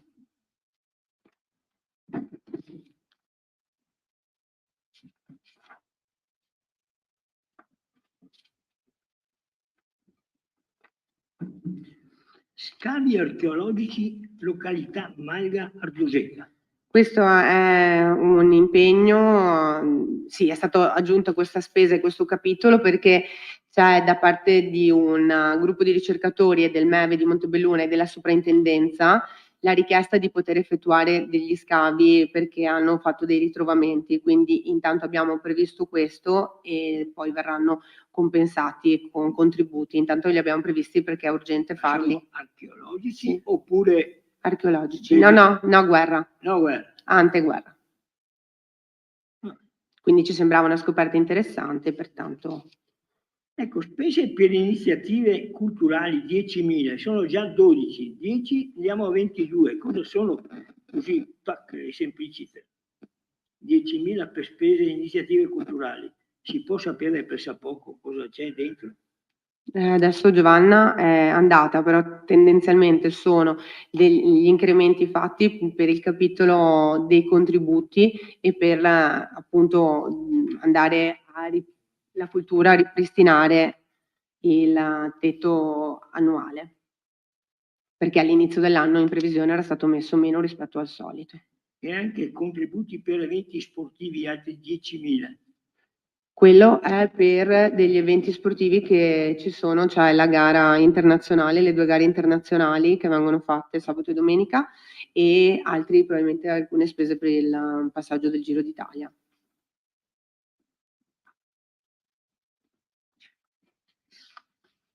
Ah no, scusa, mi è arrivato il messaggio adesso da Valentina. I 10.000 in aggiunta alle attività culturali, alle manifestazioni, è il contributo straordinario in occasione del centenario del gruppo Alpini che avevamo già stabilito prima, ma andiamo a integrarli, a confermarli oggi. Perché sono stati... C'era una delibera di giunta sì, 2 o 3 mesi fa. Sì, allora sono stati presi quelli e adesso facciamo la variazione per ripristinare il capitolo per quello, non perché era stato previsto in sede di bilancio di previsione un capitolo inferiore, ma perché erano stati impegnati per il centenario degli Alpini. Chiedo scusa, mi ero distratta. Messa in sicurezza ex Cinema Crespano. Cosa vuol dire messa in sicurezza? Messa in sicurezza? 72.000. Beh, è stato fatto un importo forfettario, vero Davide? Però, messa in sicurezza. È la sistemazione perché non ci siano crolli sostanzialmente. Sì, ecco. che può darsi che vai anche tutto in strada. Quindi la messa in sicurezza serve per mascherare. Vado e poi venire, se già certo. tocco, che qualcuno mi dice sta attento a passare per diano, sta più passare mi dice ma io restare a Fieta è ora. Sì, ecco, vabbè, ma per dire che l'Asia è una roba più che urgente, no? Infatti, siamo qua. Ecco, contributo a asfaltatura strada laterale via Solana, un contributo. Cosa vuol dire? Contributo asfaltatura strada laterale via Solana. Cosa? Allora, è la Fondazione Canova, c'è un tratto di strada alla laterale di via Solana di fronte al distributore di benzina, di fronte all'Agenziana, sì, vicino a Roni Marmi. C'è la strada d'ingresso che arriva in fondo e fa tutta quella è una vecchia strada che è frutto della lottizzazione fatta allora, che non è mai stata trasferita al comune in proprietà, ma è rimasto sempre in capo a Fondazione Canova, quindi si è raggiunto un accordo con i proprietari, metà dei soldi li mettono i proprietari dei fondi, metà li mette il comune, la asfaltiamo e poi la prossima amministrazione valuterà se portarla a strada comunale. Va bene, grazie. Prego. Ringrazio. Passiamo allora alla votazione. Chi è a favore? Tutti contrari, nessuno, astenuti, nessuno. Votiamo perché sia immediatamente eseguibile. Chi è a favore? Tutti, astenuti, nessuno, contrari, nessuno. Passiamo ora al punto 6, la comunicazione e prelevamento al fondo di riserva, articolo 166 e 176, effettuato con delibera di giunta e il 26/3/2024. Come dicevo prima, per partecipare ai bandi eccetera servono i progetti fatti, quindi ci è stato chiesto di incrementare, perché serviva una competenza specifica di 6.000 euro per dare un incarico di progettazione, l'abbiamo fatto come giunta e oggi ve ne diamo comunicazione. Passiamo, sì. Ma visto che sta delibera di giunta era alla fine di marzo, perché poteva essere messa direttamente nella variazione di no, perché il 28 scadeva o il 30 scadeva il bando, dovevamo presentare la documentazione per il bando. Bene, passiamo ora al punto 7, vale a dire l'approvazione dello schema di convenzione con i comuni di Asolo, Borso del Grappa, Castelcucco, Cavaso, Fonte, Maser, Pieve del Grappa, Possagno, San Zenone degli Zellini per la programmazione. Questi comuni fin dal 2002-2003 abbiamo iniziato a collaborare insieme ai comuni dell'ex distretto di Asolo per progettare fare dei progetti sociali che fossero sovracomunali. Uno di questi progetti è quello che dicevamo prima appunto il lavoro per tutti, la fiera dell'orientamento. l'idea è di costituire un fondo, e questa convenzione aiuterà a farlo e viene stabilito quanto, per poter dare anche un incarico per delle progettazioni europee, perché il bacino di questi comuni arriva ai 50.000 abitanti, quindi si ha la capacità di poter anche approcciarsi a contributi europei su questo tema. E è previsto che il comune capofila ovviamente sarà Pieve del Grappa, e il primo anno il fondo in dotazione sarà di 15.000 euro, mentre gli altri 4 anni sarà portato a 25. Il 50% di questo fondo viene suddiviso in base ai residenti dei comuni, quindi si paga in proporzione al numero di abitanti, e il 50% in parti uguali per i comuni.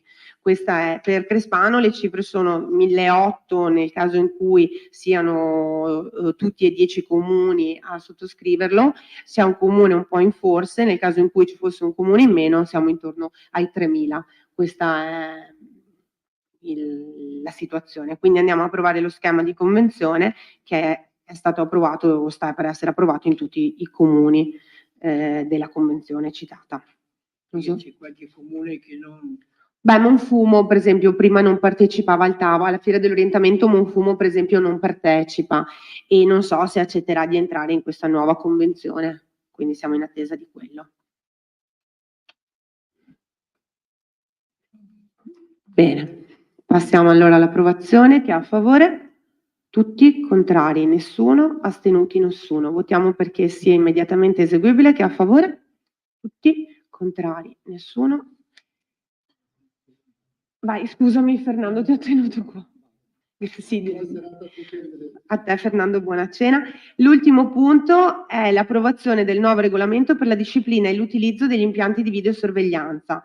Di fatto il regolamento è uguale a quelli precedenti, l'unica cosa sono state adeguate le leggi che vengono citate, perché soprattutto su quella della privacy sono modificati degli articoli e delle leggi, quindi l'abbiamo riaggiornato proprio per poter essere in grado anche di poter utilizzare le immagini in caso di necessità, e avendo il regolamento a posto siamo sicuri che non andiamo incontro a nessun tipo di denuncia o annullamento di multe, cose del genere, atti, eccetera. Non so se su questo ci sono domande. Scusa, perché la privacy cosa prevede? No, sono cambiate i numeretti delle norme, le leggi, i numeri delle leggi, capito? Quindi vanno riportate quelle attuali, il nostro riportava ancora quelle precedenti. È il regolamento standard che viene fornito poi di fatto anche da Contarina. Bene, passiamo allora all'approvazione di questo. Chi è a favore? Tutti contrari, nessuno, astenuti nessuno. Votiamo perché sia immediatamente eseguibile. Chi è a favore? Tutti contrari, nessuno, astenuti nessuno. Bene, vi ringrazio e auguro anche al pubblico buona serata. Io ho un